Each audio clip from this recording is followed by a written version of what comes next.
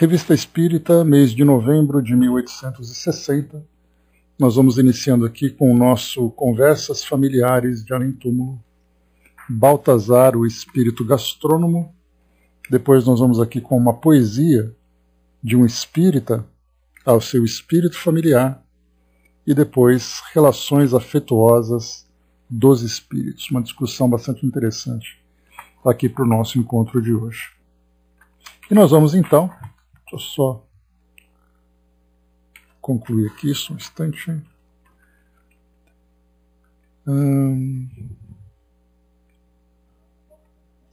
Sem querer, eu acabei fechando a nossa revista. Só um instantinho, pessoal. Fica fazendo 3 coisas ao mesmo tempo, né?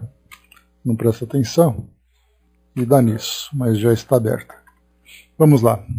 Conversas Familiares de Além Túmulo, Baltazar, o Espírito Gastrônomo. Sociedade, 19 de outubro de 1860.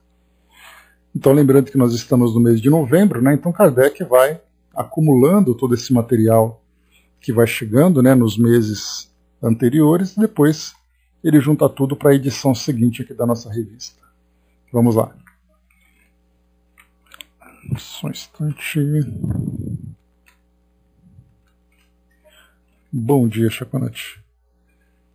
Numa reunião espírita particular, apresentou-se espontaneamente um espírito sob o nome de Baltazar e ditou a seguinte frase por meio de batidas: Gosto da boa mesa e das mulheres. Viva o melão e a lagosta, o café e o licor.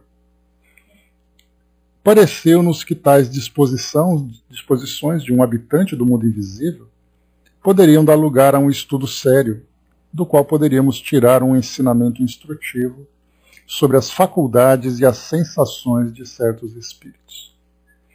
A nosso ver, era um interessante assunto de observação que se apresentava por si. E, melhor ainda, que talvez tivesse sido enviado pelos espíritos elevados, desejosos de nos fornecer meios para nos instruirmos. Seríamos culpados se não o aproveitássemos. É evidente que essa frase burlesca revela da parte do espírito uma natureza toda especial, cujo estudo pode lançar nova luz sobre o que podemos chamar a fisiologia do mundo espírita. Bom dia, Landão. Então aqui, pessoal, antes da gente iniciar aqui o estudo propriamente dito, o Espírito trouxe então essa mensagem, né, e Kardec aqui vai tirar o proveito desse conteúdo todo, mas o bacana que a gente vê aqui, quando Kardec coloca que o assunto era bastante interessante para observação, e que talvez tivesse sido enviado pelos espíritos elevados, desejosos de nos fornecer meios para nos instruirmos, eu vi uma semelhança muito grande com as oportunidades que nós temos aqui na nossa sala. Porque, não raras vezes, né, nós temos o depoimento de muitos espíritos queridos que vêm aqui trazer para nós os seus depoimentos, as suas experiências para o nosso estudo. Então, da mesma forma que também espíritos se manifestavam, trazendo ali determinadas características para serem analisadas, para nós aqui também acontece isso, né? Porque nós temos aqui estudos, temos espíritos que trazem para nós seus depoimentos relacionados com esses temas e que se tornam para nós aqui objetos também de estudos, de aperfeiçoamento e de observação. Então, aquilo que nós vemos na Revista Espírita, temos o privilégio de ter aqui no nosso grupo de estudos, né? Então, nós já sabemos como funciona porque já estamos familiarizados com todo esse processo, né? Principalmente aqui quando o Kardec coloca que o estudo pode lançar nova luz sobre o que podemos chamar de fisiologia do mundo espírita. Então essa fisiologia, como funciona o mundo espiritual, como os espíritos se adaptam a essa realidade, né? Que trazem experiências que acabam muitas vezes sendo mantidas no plano espiritual, né, experiências do mundo físico para o mundo espiritual. Então eu vi que esse parágrafo me lembrou bastante daquilo que nós trabalhamos aqui nos nossos encontros. Mas vamos em frente. Eis porque a sociedade julgou por bem evocá-lo, não por um motivo fútil, mas na esperança de encontrar um novo tema para a instrução. E realmente aqui, né, um espírito que traz uma frase inicial como essa, mostrando ali prazeres, né, como ele colocou aqui no início: gosto de boa mesa e das mulheres, viva o melão e a lagosta, o café e o licor. Certamente despertou, chamou bastante atenção, né, de Kardec quando o espírito trouxe essa mensagem numa reunião particular, ou seja, num grupo familiar, na casa de alguém, através de batidas. Levaram então essa mensagem para a sociedade e ali Kardec, que não perde oportunidades, acabou então ali aproveitando essa oportunidade para evocar o espírito, para conhecer um pouco mais da sua natureza. Certas pessoas creem que só pode aprender com o espírito dos grandes homens. É um erro. Sem dúvida, só os espíritos de escola nos dão lições de alta filosofia teórica. Mas o que não me importa menos é o conhecimento do estado real do mundo invisível. Pelo estudo de certos espíritos, tomamos, de certo modo, a natureza sobre o fato. É vendo as chagas que podemos encontrar um meio de curá-las. Como nos daríamos conta das penas e sofrimentos da vida futura se não tivéssemos visto espíritos infelizes? Por eles compreendemos que se pode sofrer muito sem estar no fogo e nas torturas materiais do inferno. E essa convicção, dada pela escória da vida espírita, não é uma das causas que tem contribuído menos para atrair partidários à doutrina. Então, claro, né, aqui Kardec sempre chama atenção que uma comunicação simples de um espírito simples no plano espiritual, que viveu experiências muitas vezes simples também, se tornam ali grandes objetos de estudos, porque mostram exatamente ali a natureza, a personalidade, o grau de evolução, de esclarecimento que o espírito traz, retornando ao plano espiritual. Na maioria das vezes, né, desses que se comunicam nos grupos de trabalho, principalmente ali nos grupos de assistência aos espíritos sofredores, nos trabalhos de desobsessão, nós vemos ali espíritos trazendo ali personalidades muito materializadas, ligadas ainda ao mundo terreno, que vai mostrando ali do porquê das suas dificuldades, dos seus sofrimentos, dos sentimentos de revolta, de vingança que muitas vezes trazem, né? Então, vem ali os espíritos elevados, que sem dúvida nenhuma têm um papel importantíssimo para impulsionar a nossa evolução, mas a partir do momento que nós temos a motivação do estudo, essas comunicações desses espíritos que trazem ali experiências comuns do plano espiritual são altamente proveitosas desde que bem aproveitadas. E muitos grupos acabam desprezando esse conteúdo em nome dessa ideia, muitas vezes orgulhosa, de valorizar muito mais aquilo que vem do plano espiritual com altas filosofias, sem se dar conta daquilo que acontece, né, no espaço intermediário entre o mundo material e o mundo espiritual elevado. Então, imagina-se, né, que o espírito encarnado deve estudar altas filosofias, acreditando que no mundo espiritual ele terá condições de ocupar esses altos espaços, sem perceber que ele terá que percorrer uma trajetória que traz ali, né, as experiências muito próximas ainda do mundo físico. E é o que nós observamos em tantas e tantas comunicações que recebemos, em tantas e tantas histórias que nós vemos nos livros que são oferecidos para nós, os espíritos ainda com uma dificuldade muito grande de se desprenderem. Então, mesmo que o indivíduo encarnado tenha essa condição de ter ali uma visão que vai, né, que vai de altas filosofias, não pode desprezar aquilo que acontece no meio desse percurso, né? Então, estudar os extremos, o mais materializado ao mais elevado, sem se dar conta do recheio, né, desses dois pontos, acaba sendo ali um grande desperdício, né, e, na verdade, uma oportunidade valiosa de grandes aprendizados também. Mas vamos lá. Por eles compreendemos que se pode sofrer muito sem estar no fogo e nas torturas materiais do inferno. E essa convicção, dada pela escória da vida espírita, não é uma das causas que tem contribuído menos para atrair partidários à doutrina. Então muita gente também é atraída para conhecer a vida comum dos espíritos, né? E nós temos percebido isso também nos próprios livros que são publicados por Manuel Filomeno de Miranda, por André Luiz, por outros espíritos que trazem, né, esses relatos sobre a vida no mundo espiritual, que é realmente ali de grande interesse, tanto assim que nós percebemos, especialmente aqui no Brasil, e no mundo de um modo geral, né, mas aqui no Brasil, quando os espíritos então começaram a, vamos dizer, a trazer a doutrina espírita para cá, e através desses romances, para facilitar o nosso entendimento, atrair o público através das histórias, nós percebemos que a doutrina espírita alcançou um espaço muito maior do que os livros de alta filosofia, por exemplo, trazidos pela codificação. Então, entre o Livro dos Espíritos e Nosso Lar, a quantidade de pessoas que se aproximou da doutrina espírita através do romance foi muito maior do que aqueles que se aproximaram pela filosofia. E isso por uma questão de contexto social que nós temos hoje.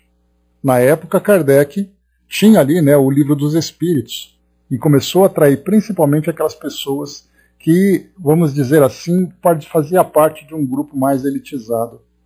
Imaginemos se um livro como Nosso Lar, por exemplo, tivesse sido publicado naquela época. Então, até Dr. Bezerra de Menezes, como nós já estudamos, também chamou atenção para isso, que os espíritos, então, precisaram encontrar uma nova estratégia de trazer os ensinamentos espíritas para a nossa sociedade, visto o desinteresse que tiveram nesse conteúdo de alta filosofia. Então, precisaram romancear os ensinamentos, e foi o que aconteceu, e foi exatamente ali o que difundiu a doutrina espírita. Para muitos, inclusive, né, Chico Xavier se tornou muito mais famoso do que Allan Kardec aqui no Brasil, pela popularidade que ele atingiu em virtude dos livros que ele publicava. Mas depois, então, daqueles que se aproximaram da doutrina espírita e começaram a estudar, aí tiveram a oportunidade de conhecer esse conteúdo mais científico, mais filosófico. Evocação, a primeira evocação. Meus amigos, eis ante uma grande mesa, mas infelizmente vazia. Então, interessante essa primeira colocação do espírito que chega então naquela sala de reunião e a primeira coisa que ele comenta é que a mesa está vazia. O espírito já traz aqui um bom humor, né? Esta mesa está vazia, é verdade, mas quereis dizer-nos de que você serviria se tivesse repleta de alimentos? Sentiria o seu aroma, como outrora lhe saboreava o gosto. Bom dia, Marion. Resposta. Esta resposta encerra todo um ensinamento. Sabemos que os espíritos têm as nossas sensações e percebem os odores tão bem quanto os sons. Não podendo comer, um espírito material e sensual se repasta da emanação dos alimentos. Saboreia-o pelo olfato, como em vida o fazia pelo paladar. Há, pois, algo verdadeiramente material em seu prazer. Porém, como há, na verdade, mais ensejo do que realidade, esse mesmo prazer, aguilhoando os desejos, torna-se um suplício para os espíritos inferiores que ainda conservam as paixões humanas.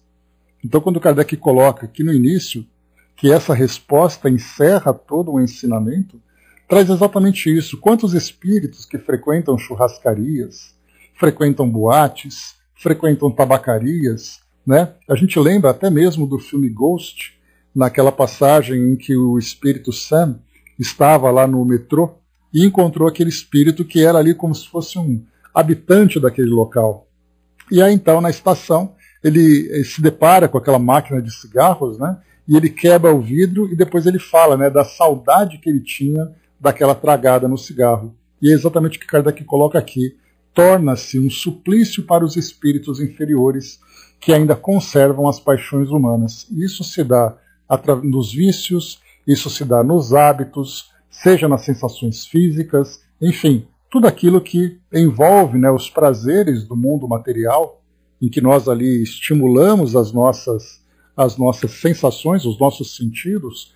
E no plano espiritual, então, os espíritos que já não vivem mais esse mesmo tipo de estímulo físico, acabam ali de alguma forma tentando pelo menos ali absorver aquilo que é possível das emanações e também das sensações transmitidas pelos encarnados. Então, no caso, por exemplo, né, da prática do sexo, quantos são os espíritos que se vinculam fluidicamente com os encarnados para absorverem as emanações dos prazeres? Quantos são aqueles que se aproximam dos tabagistas, dos alcoólatras, não apenas para absorver as sensações, mas também ali para absorver essas emanações dessas substâncias? Então, por isso Kardec coloca, né, que essa resposta que ele dá, dizendo que, conforme o Espírito trouxe, sentiria o seu aroma, como outrora lhe saboreava o gosto. Como ele não pode saborear o gosto, ele procura então satisfazer o seu aroma, mas é sempre ali um grande suplício, porque aquele espírito que se mostra vicioso e dependente dessas sensações sempre vai tê-las de uma forma incompleta, portanto ele nunca vai se saciar. Ele vai procurar sempre aqui, na relação com os encarnados, na relação com os ambientes, procurar ali absorver o máximo possível para ter o mínimo de sensação, que é o que ele pode ter nessa condição de desencarnado. Então por isso Kardec coloca sobre as sensações e percepções dos espíritos, naquele estudo tão extenso que ele elaborou, lá no início, se eu não me engano, na Revista Espírita de 1858, quando ele coloca logo no início, páginas e mais páginas sobre essas percepções. E agora a gente vai complementando tudo isso através exatamente dessas experiências práticas que os espíritos agora vão vivenciando. Terceiro, falemos muito seriamente, peço-vos. Nosso propósito não é brincar, mas instruir-nos. Quereis, pois, responder com seriedade às nossas perguntas, e se for necessário, fazei-vos assistir por um espírito mais esclarecido. Tendes um corpo fluídico, nós o sabemos, mas dizei se nesse corpo há um estômago. Estômago fluídico também, onde só os aromas podem passar. Então, a princípio, aqui Kardec coloca para o espírito, e a gente vai ver exatamente aqui, a questão da autoridade moral, onde Kardec aqui, na sua postura, assim como também na postura de todos os participantes, pede ao espírito, isso é um pedido, pede ao espírito que ele então responda com seriedade pelo fato de ter ali um propósito de estudos. E ali então, como Kardec supõe, lá no início, que esse espírito se apresentou para que fosse estudado o caso dele, enviado por espíritos elevados, havia também ali a própria influência desses espíritos elevados, tutelando esse espírito manifestante para poder trazer as informações ali, sem que se torne, por exemplo, um espírito zombeteiro, um espírito brincalhão. Porque ele pode ter uma personalidade de brincalhão, mas o ambiente onde ele se encontra e o propósito daquela evocação já o coloca numa condição diferente. E ele pode também ter ali respostas descontraídas, respostas que até podem estimular ali, né, o riso, o humor entre os participantes, mas a seriedade da presença dele ali exerce sobre ele essa autoridade moral. Então, quando ele coloca estômago fluídico também, onde só os aromas podem passar, Kardec coloca: quando vedes um prato apetitoso, sentis vontade de comer? Ah, comer! Como não posso mais? Para mim essas iguarias são o que representam as flores para vós. Cheirai-as. Cheirais, mas não comeis. Isso vos contenta. Pois bem, fico contente também. Sentis prazer vendo os outros a comer? Muito, quando estou perto. Sentis necessidade de comer e beber? Notai que dizemos necessidade. Há pouco tínhamos dito desejo, o que não é exatamente a mesma coisa. Né? Então Kardec coloca aqui com destaque a diferença entre o desejo e a necessidade. O desejo é uma vontade que ele tem. A necessidade é quando isso provoca para ele um grande sofrimento.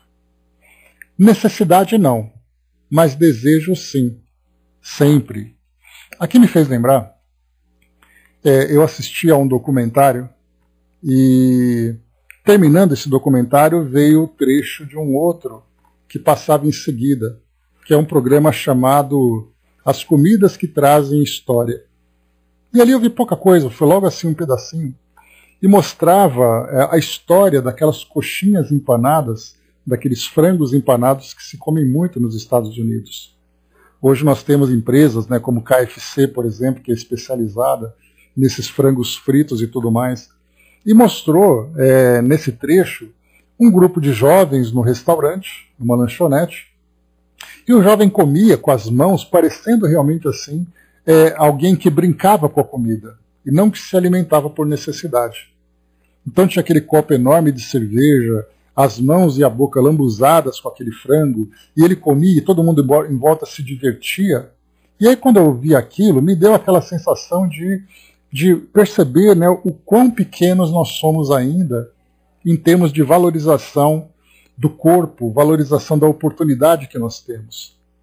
Me recordo de uma competição que tinha de cachorro-quente. Quem comia mais cachorro-quente? As pessoas, num determinado tempo, começavam a empurrar o lanche, então aqueles que ganhavam com 6, 7 cachorros-quentes.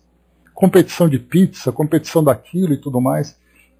E nisso tudo, quando nós temos esse comportamento ainda tão desequilibrado, porque enquanto nós brincamos com comida, mostrando quem come mais, violando o nosso próprio corpo, sim, Marião, nem fala, né? Porque você viola o próprio corpo, você viola o respeito que você tem que ter ali por tudo que diz respeito à sua encarnação. Por outro lado, tem pessoas passando fome, pessoas que comem ali raspas de comida que caíram no chão, migalhas que caíram de uma mesa. Então a gente percebe esses desencontros. E nesse tipo de comportamento em que nós nos entregamos tanto a essas sensações, a esses comportamentos ainda tão primitivos, a presença desses espíritos. Por isso, quando ele coloca aqui para nós, né, ele diz assim: sentis prazer vendo os outros a comer? Muito, quando estou perto. E aí, então, quando nós vemos pessoas que se comprazem em lidar com o alimento dessa forma, a gente pode imaginar quem são os espíritos que estão perto. Da mesma forma que você tem num bar, por exemplo, alguém que fica se alcoolizando, e aqueles espíritos próximos absorvendo as emanações do álcool e também ali a própria modificação, né, do perispírito do indivíduo sendo contaminado com essas substâncias, e o espírito, então, ligado a ele mentalmente, absorve também essas emanações. A mesma coisa acontece com comida. Quando você vai num restaurante, aquelas pessoas enchem a mesa e se fartam daquela forma não come por necessidade, come realmente por prazer. Porque ele não está apenas se alimentando, ele está ali degustando naquele exagero da bebida, da comida e tudo mais. Quem são os espíritos que estão próximos? Então, como nós pensamos, né, numa igreja você encontra espíritos, num centro espírita você encontra espíritos, num hospital você encontra espíritos, como num restaurante, num bar e num matadouro nós encontramos espíritos. Cada um ali vinculado a um ambiente que proporciona para ele um determinado tipo de sensação e um propósito dele estar naquele local. Né? Então, quando nós falamos de um espírito que tem esse comportamento de ver ali no prazer da comida e da bebida algo que ainda o satisfaz no mundo espiritual, a ligação com o mundo físico é direta. É aqui que ele busca todas essas sensações. E continua. Que ele fala então aqui para nós que necessidade ele não tem, mas ele tem desejo sempre.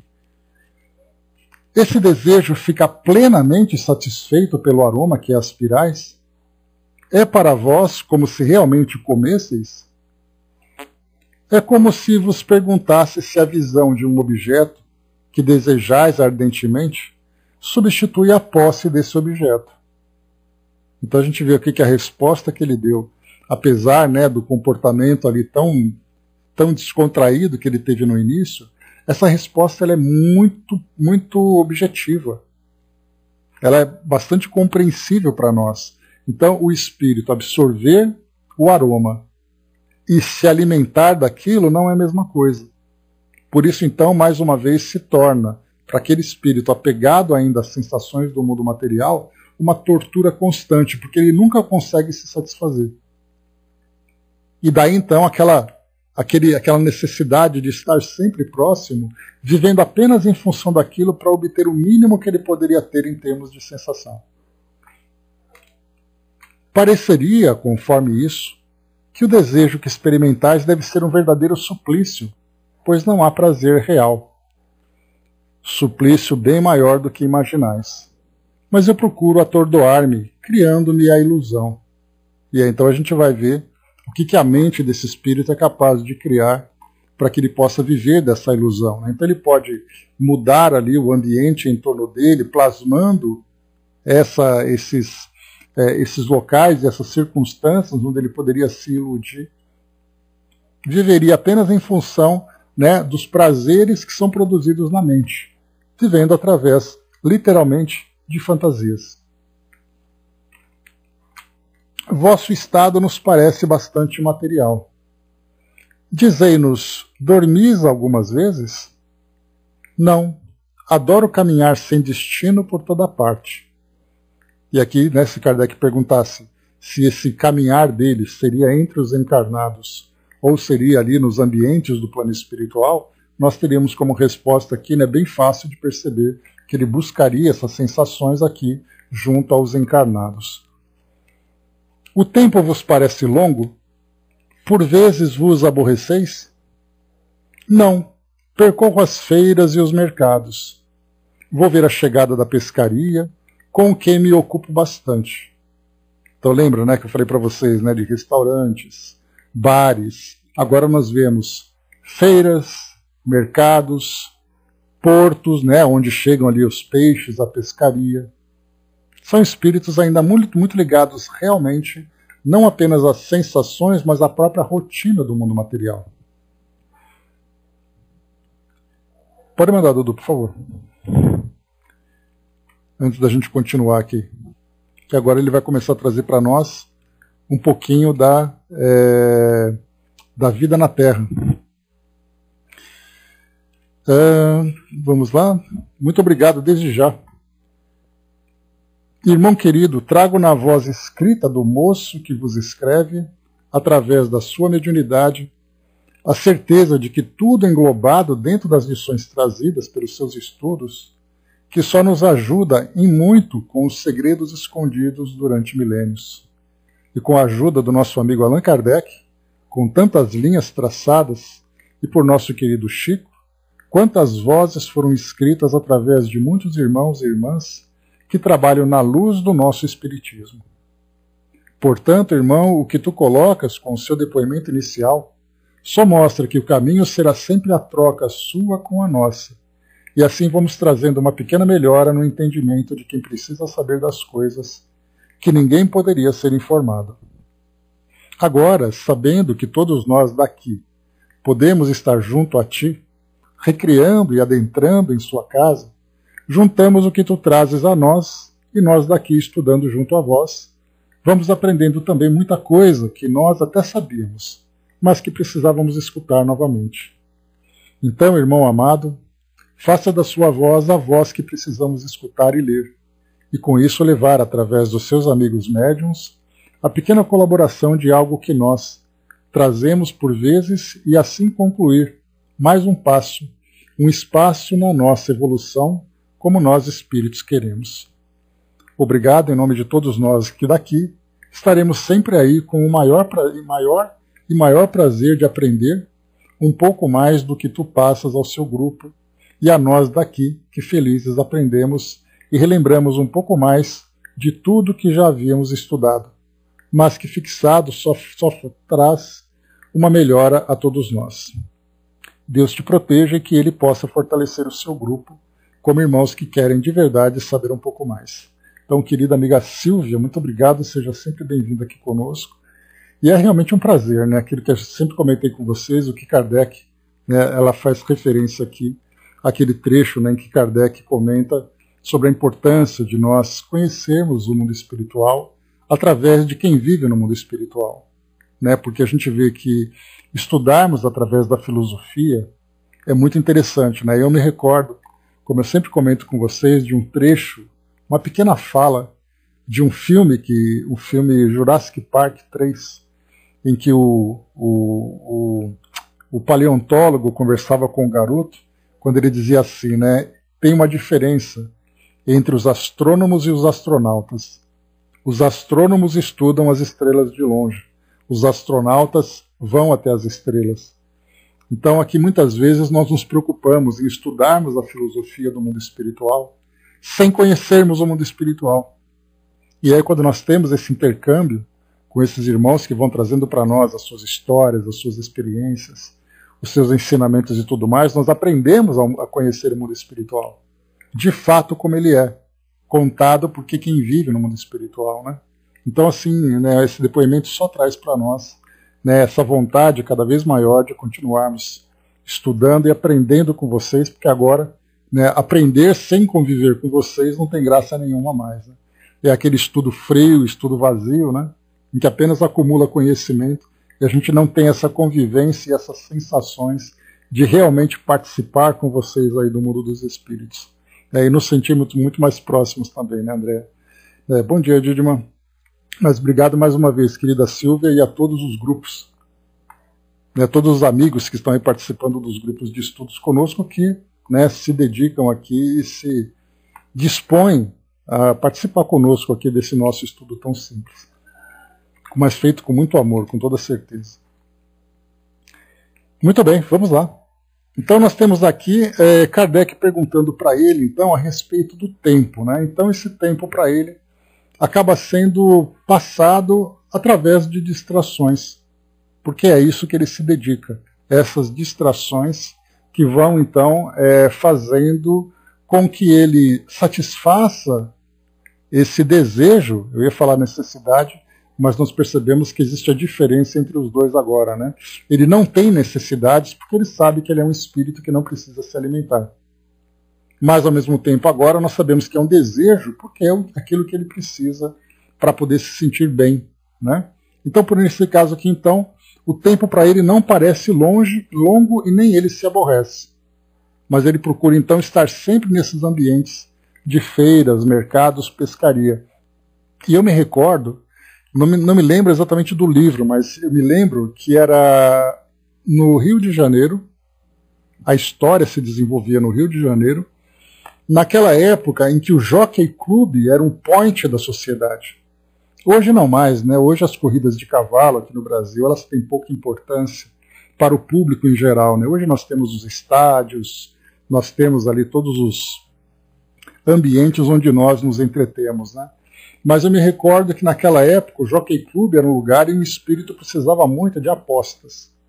Então ele ficava sempre no saguão do Jockey Club, não acompanhando uma pessoa especial, mas ele ficava sempre ali observando um apostador que se mostrasse disposto a ser ali manipulado, a ser envolvido por esses espíritos. E aí então as apostas eram feitas pelos espíritos. Olha que coisa interessante. Então nós vimos aqui esse que ficava ligado em feira, mercado e porto, enquanto que outros iam para o Jockey Club. Outros iam para o restaurante, para o matadouro, e assim cada um procurando o seu ambiente mais propício, né, para as suas necessidades. André colocou, né, fica imaginando eu por lá sentindo o cheiro de pizza cheia de queijo, né? Pois é, André, estamos ainda muito ligados, né? Por incrível que pareça, vamos sentir falta. E eu tenho certeza que muitos espíritos do outro lado sentiram ali água na boca só de pensar na pizza com queijo. Morreram, mas não esqueceram, né? Bom dia, embaixador. Vamos lá, então. Que fazíeis quando estáveis na terra? Anota.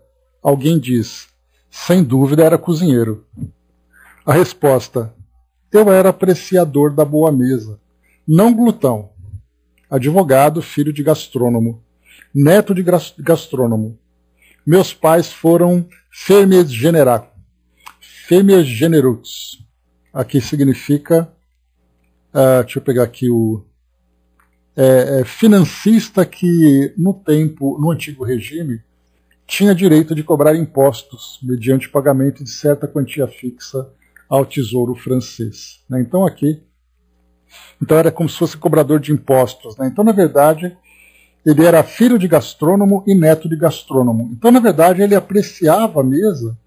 Né? É como se fosse hoje, né, você ser filho, esposo ou esposa de um chefe de restaurante. Então você comia sempre, né, aqueles pratos muito bem preparados, aquelas comidas diferentes, né? Saindo daquele cardápio trivial do dia a dia. Então, nesse caso, ele apreciava essa boa mesa, ele não era um glutão, ele deixa isso claro. Não era aquela pessoa que comia, né, de uma forma desequilibrada, mas ele apreciava isso, assim como nós temos hoje aqueles que apreciam a cerveja, aqueles que apreciam bom vinho, aqueles que apreciam tabacos, né, você vai em tabacaria, tem ali aqueles que estão apreciando, e ali então nós vemos, no meio daquela fumaça que fica ali no ambiente, dá para a gente imaginar a quantidade de espíritos que estão ali aproveitando esse mesmo ambiente também. Respondendo em seguida à reflexão precedente, o espírito acrescenta: bem vês que eu não era cozinheiro. Jamais te convidaria para os meus almoços, pois não sabes comer nem beber.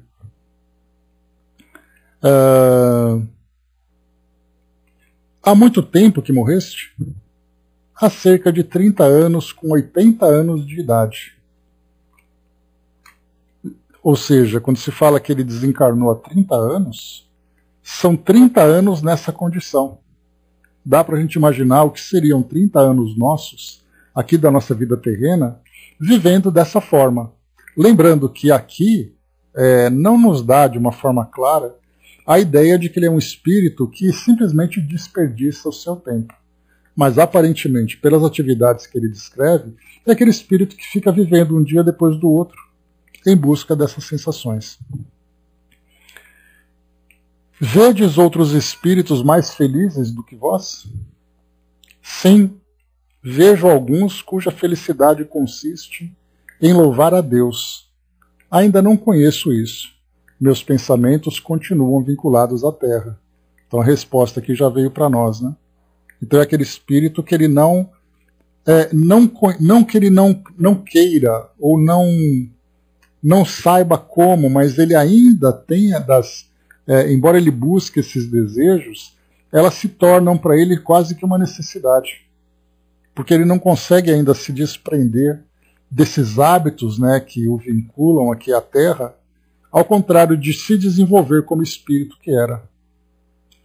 Nós lembramos, por exemplo, André Luiz, que trouxe para nós ali durante aquele período inicial em que ele se encontrou preso nas regiões umbralinas, né, como ele descreve, uma região de muito sofrimento, mas no momento em que ele vai para o plano espiritual, sendo ali, né, acolhido em nosso lar, nós vemos de que forma que ele rapidamente se desenvolveu pelo fato de ter aquele esclarecimento, que a gente não vai dizer que foi um esclarecimento súbito, porque ele passou aquele tempo todo naquele tormento, né, que para ele era sempre ali algo que parecia não ter fim.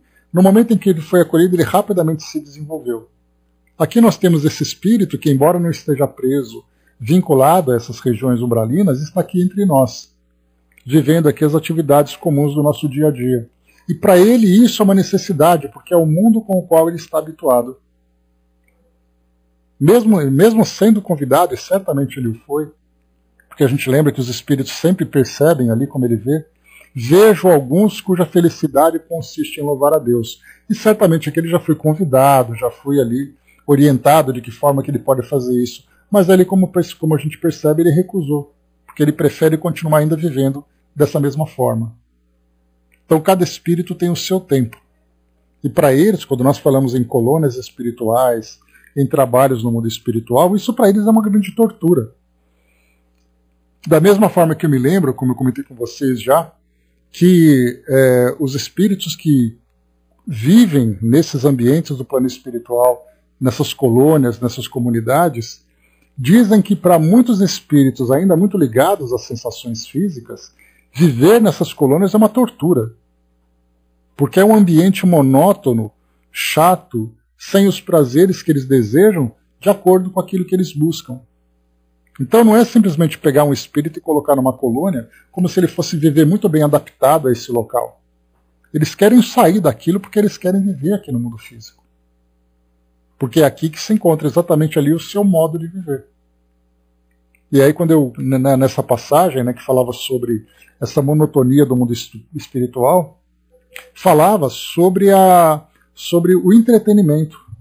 Como é o entretenimento no mundo físico? Para muitos espíritos é uma coisa absolutamente tediosa. Porque qual é o entretenimento? A gente vê, por exemplo, né, naquelas descrições que falam daqueles grupos de jovens do plano espiritual. E qual é o entretenimento que eles passam para nós? Fazendo composições, cantando, fazendo aqueles trabalhos dessa ou daquela natureza. Mas e os jovens do mundo físico? Qual o entretenimento que nós temos aqui? Bares, baladas, shows, filmes dessa ou daquela natureza. E aí você pega um jovem daqui e leva para um lugar como esse, será que ele se adaptaria com facilidade? Na nossa visão, sim, ele morreu, ele vai rapidamente desejar crescer. Mas aí quando a gente começa a ver exatamente ali a tendência de cada indivíduo, a gente percebe que não é bem assim. Para muitos, eles chegam, ficam olhando e falam assim, cara, eu quero ir embora daqui. Como diz a expressão popular aqui no nosso mundo, né? Eu prefiro ir para o inferno do que para o céu. Porque no céu, né, aqueles anjos tocando harpa é uma coisa muito monótona. Agora no inferno é onde tem balada, onde o pessoal faz a festa. Né? Então essa é a visão que nós temos ainda do plano espiritual. Achando que o mundo espiritual é aquele mundo à moda da casa. Onde nós transferimos para o mundo espiritual aquilo que nós vivemos no mundo físico. E não o contrário. Trazer para o mundo físico aquilo que se vive no mundo espiritual. Compreendeis as causas que os tornam mais felizes do que vós? Olha que pergunta interessante de Kardec. Porque já que aqueles espíritos, como ele coloca para nós aqui, a felicidade consiste em louvar a Deus, será que essa felicidade é apenas isso, viver rezando? Compreendeis as causas que os tornam mais felizes? Não as estimos ainda, como aquele que, desconhecendo um prato requintado, não os sabe apreciar. Talvez um dia chegue a compreender. Adeus, vou à procura de um jantarzinho muito delicado e muito suculento. Baltazar. Então ali já deu o tempo dele, né, que ele precisava. Agora ele volta para a sua rotina normal. Kardec coloca uma observação. Este espírito é bem singular. Faz parte dessa classe numerosa de seres invisíveis que não se elevaram em coisa alguma acima da condição de humanidade. Só tem de menos o corpo material, mas as ideias são exatamente as mesmas. Este não é um espírito mau. Não tem contra si senão a sensualidade, que é ao mesmo tempo para ele um suplício e um gozo. Como espírito não é, pois muito infeliz, é até feliz a seu modo. Mas sabe Deus o que o espera numa nova existência. Um triste retorno poderá fazê-lo refletir e desenvolver o senso moral, ainda abafado pela preponderância dos sentidos. Então, aqui, o que Kardec coloca no final é algo bem interessante. Aqui nas entrelinhas a gente vai perceber que ele é dessa classe de numerosa de espíritos que estão muito ligados ainda à condição de humanidade. E aí ele coloca, ele não é um espírito mau. Ele não tem contra si senão a sensualidade. Ou seja, ele é aquele espírito que, como nós encontramos, né? Hoje nós temos, por exemplo, aqueles indivíduos na nossa sociedade que se destacam, por exemplo, pela nobreza, pela elevação moral, pelo grande trabalho que realizam. Nós temos aquele outro extremo daqueles espíritos que são espíritos perigosos, espíritos agressivos, onde a maldade se constitui, né, no seu principal objetivo. E nós temos a massa. E para a gente poder visualizar essa massa, vamos nos imaginar, por exemplo, no meio de um centro urbano onde as pessoas estão indo e vindo. Como é que nós classificaríamos esse grupo todo? Esses indivíduos todos, no seu modo de viver, no seu modo de ser. Pessoas comuns. Pessoas que trazem suas vidas, vivem ali um dia depois do outro, vão na sua rotina de acordar, trabalhar, estudar, viver ali as suas relações. São espíritos comuns. E é exatamente essa grande massa, como Kardec coloca aqui para nós nesse trecho, ele faz parte dessa classe numerosa de seres invisíveis que não se elevaram em coisa alguma acima da condição de humanidade. Vivem no mundo espiritual aquilo que viveram no mundo físico. Não porque não querem, Mas porque nós não podemos, né, como diz ali a expressão, né, aquela máxima que a natureza não dá saltos, o indivíduo que ele, quando desencarna, nós não podemos esperar dele uma nobreza que ele não tinha em vida. Tal vida, tal morte, ou seja, aquilo que ele vivia no seu dia a dia é aquilo que ele vai viver no mundo espiritual. Então ele vai ser estimulado, ele vai ser incentivado a, claro, né, se elevar, se transformar. Mas se ele passou uma existência inteira aqui no mundo físico, vivendo daquela forma, no mundo espiritual ele vai continuar vivendo assim. Não porque ele não queira viver diferente, é porque o único jeito que ele sabe viver é o jeito que ele vivia. E é por isso que hoje a doutrina espírita chega para nós, para trazer exatamente esse esclarecimento, essa educação do espírito, para que a gente deixe de viver como humanos encarnados e passamos a viver como espíritos encarnados. Porque nós vamos entender que estar aqui no mundo não significa fazer parte do mundo, mas significa aproveitar o mundo, as oportunidades do mundo para o nosso crescimento, para o nosso desenvolvimento. Para que, a partir do momento em que nós deixemos o mundo material e cheguemos no mundo espiritual, nós levemos a principal bagagem, que é a bagagem moral que nós desenvolvemos. Porque se nós vivermos no mundo sendo do mundo, quando nós vamos para o mundo espiritual, a única bagagem que a gente vai lembrar, né, da vida, a gente só leva a vida que a gente leva. Diz o ditado, né? Então a gente vai levar para lá a vida que a gente levava e, portanto, vai dar continuidade nesse modo de viver.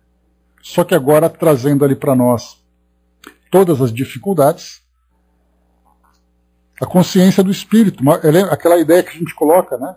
Nós temos a consciência materializada e a consciência desmaterializada. Estarmos aqui no mundo, para muitos, é uma consciência materializada, porque você vive a realidade do mundo material. Esses espíritos vão para o mundo espiritual levando essa consciência materializada. Agora, aqueles que se elevam estão aqui no mundo com uma consciência desmaterializada, ou seja, vivem aqui como espíritos que são. E quando chegam no mundo espiritual, continuam como espíritos que são. A única coisa que fizeram foi mudar de ambiente. Mas o modo de viver está adaptado à sua própria realidade. André colocou tal vida, tal morte, né? Pensar nisso é muito complicado para mim. Ainda não cheguei muito nessa escala espiritual. Não, nenhum de nós, André. A gente está estudando aqui tudo na teoria, muito, muito bonito, né? Tudo aquilo que a gente estuda, aprende, quer dizer, para nós é um bom começo, porque já mostra para nós que existe claramente uma diferença entre viver desse modo material e viver do modo espiritual. Então, termos essa consciência é para nós um passo significativo, mesmo que nós tenhamos, de alguma forma, essa dificuldade de se adaptar. Agora, o que nós estamos dizendo é que a grande maioria dos habitantes do nosso mundo sequer tem consciência dessa realidade, mesmo sendo religiosos, olha o detalhe. Vivem suas religiões, mas querem levar para o mundo material, para o mundo espiritual, exatamente aquilo que viviam no mundo físico. Sabem que tem um mundo espiritual, criam essa ideia dos ambientes e das formas de viver no mundo espiritual, e quando chegam lá querem continuar vivendo do mesmo jeito que viviam aqui, dizendo que tinham suas religiões. Então todos nós teremos essa dificuldade, mas será muito mais fácil do que a gente imagina. Porque só de termos esse entendimento, né, é como se a gente pensasse, né, que existe a bicicleta, mas eu nunca andei de bicicleta. Depois que você tiver contato com ele, você aprende a andar rapidamente. Porque você já mostra essa predisposição de querer crescer, de querer aprender, de querer transformar. Agora, a grande maioria que vai para lá não tem essa disposição. E por aí, daí então, vem todas essas dificuldades. Então está aqui Baltazar que assina para nós essa mensagem, trazendo então esse conteúdo tão valioso para o nosso entendimento, que é exatamente isso, conhecermos a realidade do mundo espiritual de acordo com aqueles que vivem no mundo espiritual. Muito bem. Seguindo em frente, Kardec traz para nós aqui agora, assinado por AG, a sigla, né? AG, de um encarnado, que é espírita, criou aqui esse poema chamado Estâncias para o seu espírito familiar, para aquele espírito que o acompanha, para aquele seu guia espiritual, né? Então é uma poesia criada do encarnado para o desencarnado. E diz assim: Tu que de minha tristeza conta olhar terno de piedade, tu para quem minha fraqueza recolhe assim santa amizade. És alma, gênio ou pura chama? Suspende o voo de acesso aos céus? Fica a aclarar-me, essa alma clama, ó conselheiro dentre véus. Mensageiro que és da providência, sábio interpreta sua lei. Ó, fala, escuto com paciência, mestre divino aprenderei. Ainda há pouco eu duvidava, sem fé sentindo o coração, porém teu sopro iluminava, arremessando-me um clarão.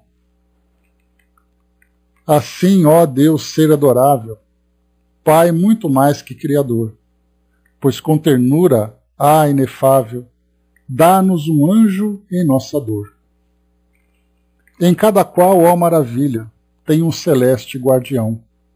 Cada um de nós tem sua trilha ou invisível proteção.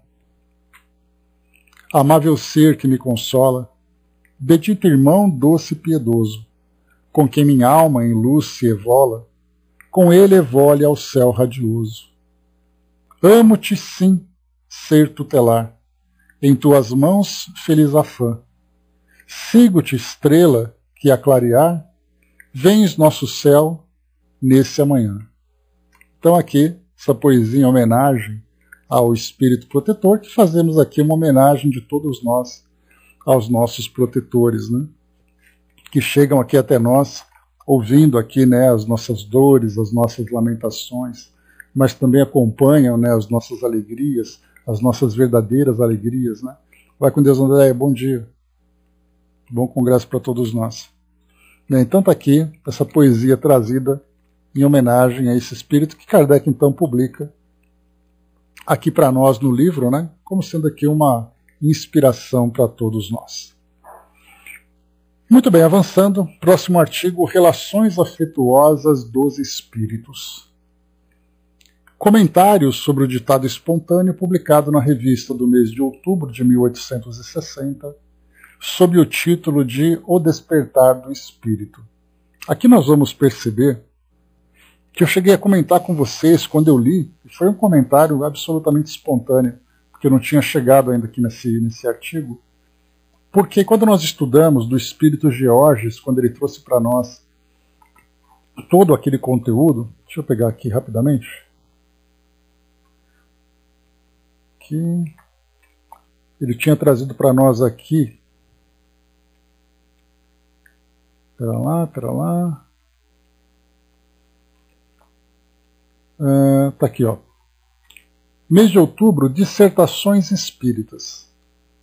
Mensagens, então, recebidas ou lidas na sociedade por vários médiuns. Então, através da senhora Costel, o Espírito Jorge trouxe os artigos Formação dos Espíritos, depois os Espíritos Errantes, depois o Castigo, falando dos espíritos ainda endurecidos. Depois ele falou sobre Marte, e ele trouxe para nós aqui que Marte era um mundo muito primitivo, né? Um planeta inferior à Terra, que a gente até comentou sobre esse conflito que existe entre aquilo que os espíritos trouxeram por Kardec e aquilo que os espíritos trouxeram na atualidade, mostrando naquela época que Marte era muito atrasado e que aqui que Marte era muito mais elevado, e nós ficamos ainda nessas discussões de como é o planeta Marte exatamente em termos de evolução. Então ele trouxe para nós aqui sobre esse trecho, sobre esse planeta, depois ele trouxe sobre o planeta Júpiter, depois foram várias mensagens que ele foi trazendo, construindo essa linha de raciocínio, desde a formação dos mundos até aqui a condição dos espíritos. Ele falou sobre os espíritos puros, falou sobre moradas dos bem-aventurados, falou para nós aqui também sobre a reencarnação. Aqui nesse caso não é ele, né, mas é outro espírito que trouxe. Aliás, essa mensagem reencarnação do senhor Grambolonha, através do espírito Zenon, muito instrutiva essa mensagem, quando se fala sobre reencarnação, recomendo a leitura. E depois, então, ele traz o despertar do espírito. E aqui ele vai falando como o espírito é depois que ele desperta no plano espiritual. E aí então ele trouxe aqui um trecho que eu comentei com vocês. Eu falei, olha, eu não entendi exatamente o que ele quis dizer com isso, porque contrasta com aquilo que nós estudamos na doutrina. E aí então, como eu comentei, né, vamos deixar para lá, vamos em frente aqui, porque como não deu para entender exatamente por que ele disse aquilo, nós não temos como fazer a devida interpretação. E não deu outra. Veio depois aqui Kardec e coloca exatamente um comentário sobre exatamente aquele trecho que eu falei para vocês que eu não tinha entendido. E Kardec aqui trouxe para nós, então, algumas considerações a respeito dele. E lá ele dizia, naquele trecho, então, sobre a forma como um espírito se relaciona com os seus espíritos amigos, seus espíritos familiares com quem ele reencontra. Kardec vai destacar para nós aqui o trecho. Vamos então a ele. São geralmente admiradas as belas comunicações do espírito que assina Georges. Mas, em razão mesmo da superioridade de que esse espírito dá prova, várias pessoas viram com surpresa o que ele diz em sua comunicação O Despertar do Espírito, a propósito das relações de além-túmulo. Então, várias pessoas viram com surpresa, incluindo nós também. Ali se lê o seguinte: quando nos despojamos de todos os preconceitos terrenos, a verdade aparece em toda a sua luz. Nada atenua as faltas, nada oculta as virtudes. Vemos nossa alma tão claramente como num espelho. Procuramos entre os espíritos os que foram conhecidos, porquanto o espírito se apavora no seu isolamento, embora passe sem se deter. Até aqui tudo normal. Não há comunicações amigáveis entre os espíritos errantes. Mesmo aqueles que se amaram não trocam sinais de reconhecimento. Essas formas diáfanas deslizam e não se fixam. As comunicações afetuosas são reservadas aos espíritos superiores. Então foi esse trecho que chamou a atenção. Mais uma vez ele diz: não há comunicações amigáveis entre os espíritos errantes. Mesmo aqueles que se amaram não trocam sinais de reconhecimento. Kardec então comenta sobre isso, né? O pensamento do reencontro após a morte da comunicação com os que amamos é uma das mais doces consolações do Espiritismo. E a ideia de que as almas não possam ter entre si relações de amizade seria dolorosa, se fosse absoluta. Por isso não nos surpreendemos com o sentimento penoso que ela produziu, que essa mensagem produziu, né? Porque esperando, por exemplo, né, que você desencarna, e está dito ali no próprio Livro dos Espíritos, que uma das grandes consolações é você reencontrar com os entes queridos que já desencarnaram, e aqui o George falou que não existe essa comunicação entre os espíritos que se amaram, salvo entre os espíritos elevados. Isso provocou um contraste e uma dúvida e uma dor, um sentimento penoso que essa ideia produziu. Kardec continua. Se Georges tivesse sido um desses espíritos vulgares e sistemáticos, que manifestam as próprias ideias sem se inquietarem com sua exatidão ou falsidade, não lhe teríamos dado a menor importância. Em razão da sua sabedoria e de sua profundeza habituais, poder-se-ia imaginar que no fundo dessa teoria houvesse algo de verdadeiro, mas que o pensamento não tivesse sido expresso completamente. Exatamente essa dúvida, né?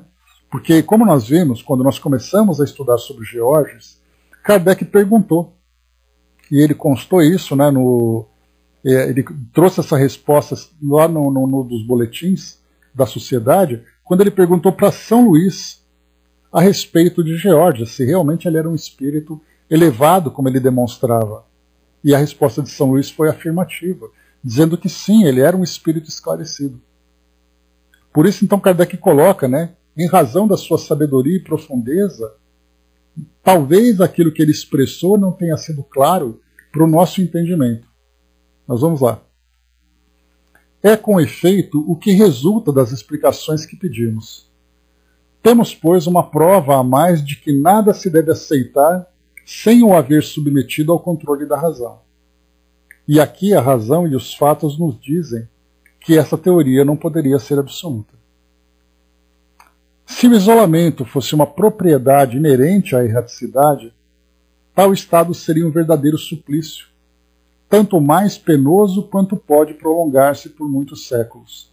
Então, o isolamento de um espírito, ele desencarna e se vê sozinho no plano espiritual, isolado de tudo e de todos. Isso, sem dúvida nenhuma, seria um grande suplício, né? Inclusive, nós já estudamos espíritos que trazem para nós o depoimento que eles se veem sozinhos e no escuro por uma punição que foi imposta. Kardec comenta sobre isso lá no último espírito que se comunica, na seção dos espíritos endurecidos, lá do livro O Céu e o Inferno.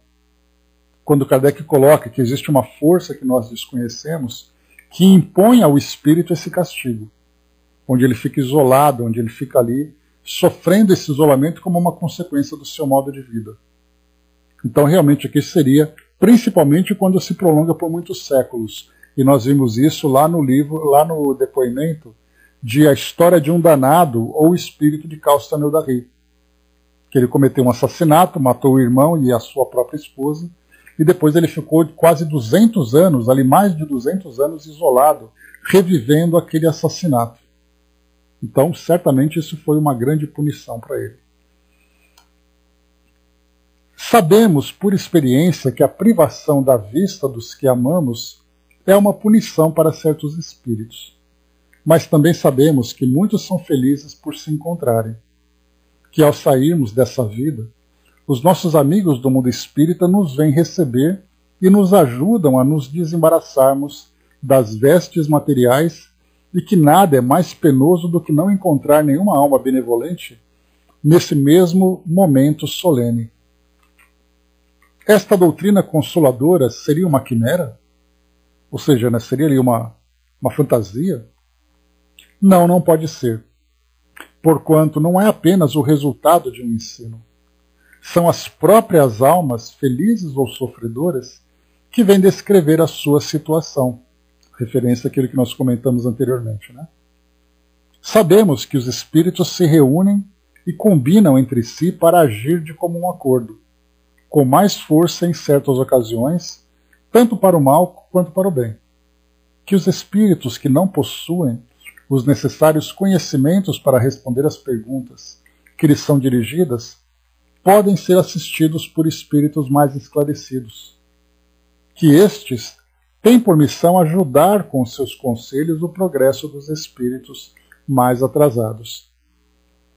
Que os espíritos inferiores agem sob o impulso de outros espíritos, dos quais são instrumentos, que recebem ordens, proibições ou permissões, circunstâncias essas que não ocorreriam se os espíritos fossem entregues a si mesmos. O simples bom senso nos diz, pois, que a situação da qual ele falou é relativa e não absoluta, que pode existir para alguns em dadas circunstâncias, mas não poderia ser geral, porque do contrário seria o maior obstáculo ao progresso do espírito, e por isso mesmo não seria conforme à justiça de Deus nem à sua bondade. Aqui a gente vai lembrar mais uma vez do próprio André Luiz, que durante aquele período de quase 8 anos, ele ficou completamente isolado dos seus entes queridos. Ele estava em companhia de outros espíritos naquele ambiente tão tumultuado, tão sofrido que era aquela região umbralina, onde ele estava ali compartilhando a sua dor com outros espíritos que também traziam ali a sua dor, o seu medo e tudo mais. E somente depois que ele se desprendeu daquelas características ainda tão materializadas, é que ele teve condições de ser levado para o plano espiritual e a então ter contato, especialmente ali com a sua mãe. Então, como o Kardec lembra aqui, o relato aqui, o comentário feito pelo espírito Georges, ele diz respeito àqueles espíritos que não apresentam condições de estar em contato com os seus espíritos amigos, seus espíritos familiares. Então, por isso que ela não é absoluta, porque aqueles espíritos que têm merecimento fazem isso. Um exemplo, o livro Voltei, em que irmão Jacó, Frederico Figner, assim que ele desencarnou, na verdade, no processo de desencarnação, durante o processo, ele já estava sendo assistido por espíritos amigos, Dr. Bezerra de Menezes e a sua própria filha. Então nós vemos assim que o que foi comentado foi ali a forma como ele trouxe, ele acabou dando essa ideia de generalização, mas que na verdade ele estava falando sobre situações específicas. Olha, soldado. Então, mais uma vez, né? O simples bom senso nos diz, pois, que a situação da qual ele falou é relativa e não absoluta, que pode existir para alguns em dadas circunstâncias, mas não poderia ser geral, porque do contrário seria o maior obstáculo ao progresso do espírito, e por isso mesmo não seria conforme a justiça de Deus, nem a sua bondade. Evidentemente, o espírito Georges não considerou senão uma fase da erraticidade, na qual, para melhor dizer, restringiu a acepção do termo errante a uma determinada categoria de espíritos, em vez de aplicá-lo, como nós o fazemos indistintamente, a todos os espíritos não encarnados. Então, ou seja, né, o espírito errante não é capaz de se comunicar com seus entes queridos. Então, aqui o Jorge ele quis dizer aquele espírito errante naquela condição específica, em que o espírito, ainda muito ligado às questões do mundo material e por circunstâncias que ele mesmo criou, acaba se mantendo distante temporariamente dos seus entes queridos. Mas aqueles que apresentam ali o merecimento, pela forma como viveram, pela fé que alimentaram, são não apenas ali, eles não apenas encontram com seus entes queridos, eles são assistidos por esses espíritos durante o processo de desencarnação. Então, por isso, Kardec colocou aqui essa especificidade para esses grupos de espíritos ainda muito ligados ao mundo terreno. Porque como é que a gente pode imaginar que um espírito que viveu essencialmente interessado nas questões do mundo material pode chegar no plano espiritual e desfrutar da presença daqueles entes queridos que estão numa faixa vibratória diferente, por já estarem desapegados à matéria? Então, a própria lógica, como Kardec coloca, o próprio bom senso mostra isso. Se o meu interesse está no mundo material, e eu mantenho e alimento esse interesse, como é que eu posso ter ali o contato com aqueles do plano espiritual se eu mesmo não criei condições para isso? Porque lá no plano espiritual é uma questão de merecimento, né? Então a expressão atual que nós utilizamos aqui hoje na nossa sociedade, a meritocracia, é exatamente aquilo que prevalece no mundo espiritual. Você terá ali, você receberá de acordo com o seu mérito, ou demérito, por aquilo que você faz ou por aquilo que você deixa de fazer. Depende, soldado, essa relatividade que Kardec coloca, né, porque a ideia que o Espírito apresentou aqui, que você não acompanhou no início, né, mas ele trouxe uma expressão que gerou essa dúvida. Então o que Kardec coloca é exatamente ali, quando se fala em erraticidade, que é essa condição de espírito desencarnado, nós costumamos dizer todos os espíritos que estão no plano espiritual ainda necessitados de alguma encarnação. Mas quando nós tratamos especificamente dessa mensagem, Georges deu a impressão de que eram espíritos ainda muito ligados ao mundo físico que não têm essa permissão. Que aí, então, ele não trouxe aqui, é uma dedução que Kardec apresentou. Pode, pois, acontecer que dois seres que se amaram não troquem sinais de reconhecimento, que nem mesmo possam ver-se e se falar, caso seja uma punição para um deles. Por outro lado, como os espíritos se reúnem conforme a ordem hierárquica, dois seres que se amaram na Terra podem pertencer a ordens muito diferentes, e justamente por isso encontrar-se separados até que o menos adiantado alcance o grau do outro. Essa privação pode ser assim uma consequência da expiação e das provas terrestres. Compete a nós agir de modo a não merecê-la. É a meritocracia que eu comentei com vocês. A felicidade dos espíritos é relativa à sua elevação. Essa felicidade só é completa para os espíritos depurados e consiste principalmente no amor que os une. E aqui nesse caso, nós falamos do amor verdadeiro, do amor sincero. E não do amor apegado, do amor egoísta que muitos de nós alimentamos. Porque aí o espírito chega no plano espiritual e diz assim, mas eu amava demais aquela pessoa. E amava como exatamente? E esse amor ainda apegado, esse amor ainda egoísta, sensualista, não é o suficiente para romper essas barreiras que separam as dimensões. Por isso, então, aqui ele fala do amor sincero entre eles. Por exemplo, né, André Luiz amava a sua mãe antes de desencarnar. Mas o amor que ele tinha pela mãe era suficiente para fazer com que ele se conectasse no plano espiritual? Para a mãe foi, porque a mãe tinha um amor sincero. Mas para ele não, era aquele amor do dia a dia, o amor da relação. Essa felicidade só é completa para os espíritos depurados e consiste principalmente no amor que os une. Isso se concebe e é de toda justiça, porquanto a verdadeira afeição não pode existir entre seres que se despojaram de todo o egoísmo e de toda influência material, pois somente neles ela é pura, sem segunda intenção, não podendo ser perturbada por nada. Daí se segue que suas comunicações devem ser, por isso mesmo, mais afetuosas e mais expansivas do que entre os espíritos que ainda se acham sob o império das paixões terrenas. É preciso daí concluir que os espíritos errantes não são forçosamente privados, mas podem ser privados dessas comunicações, se tal for a punição a eles imposta. Como diz Georges em outra passagem, essa privação momentânea lhes dá mais ardor para atingirem o momento em que as provas realizadas lhes devolverão o objeto de sua afeição.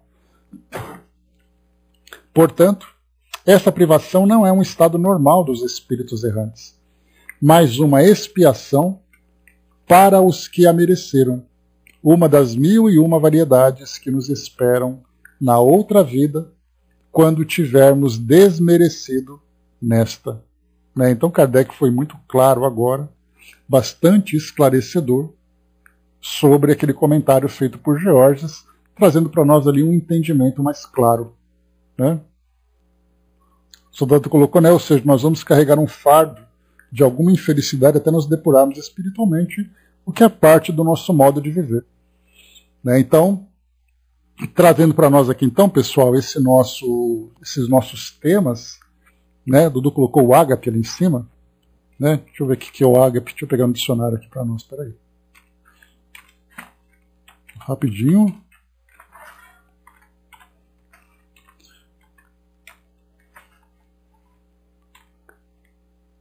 Ágape. Aqui já tem um comentário interessante, né? O ágape verdadeiro é o amor? Sim e não. Aqui ele vai colocar para nós alguns detalhes, né? É uma das diversas palavras gregas para designar o amor.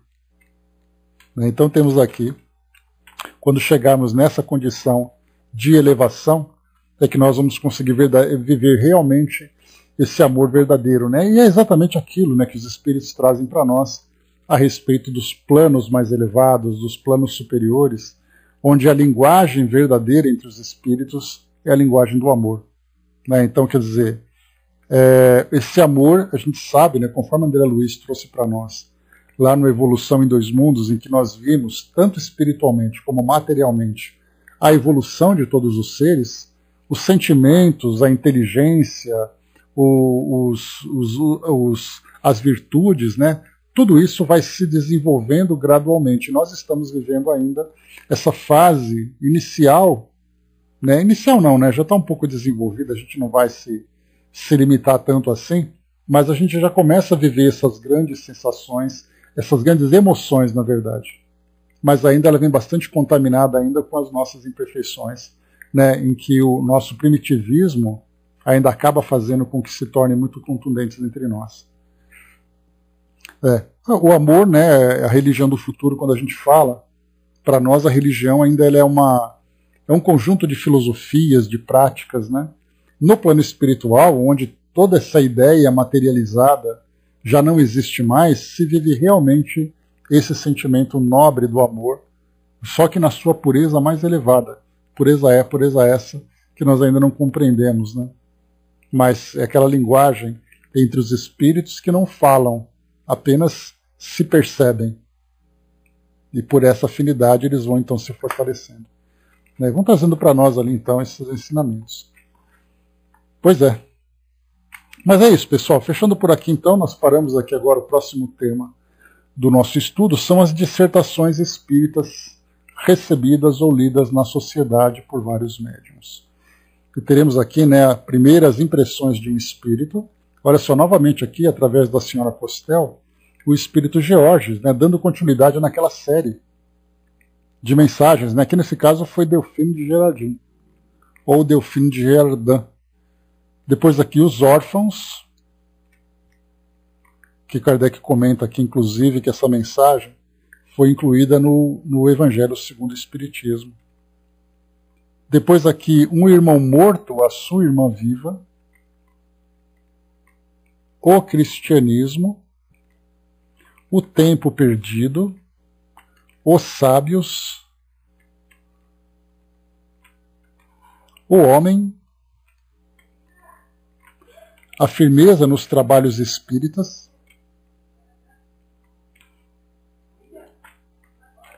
depois os inimigos do progresso, distinção da natureza dos espíritos.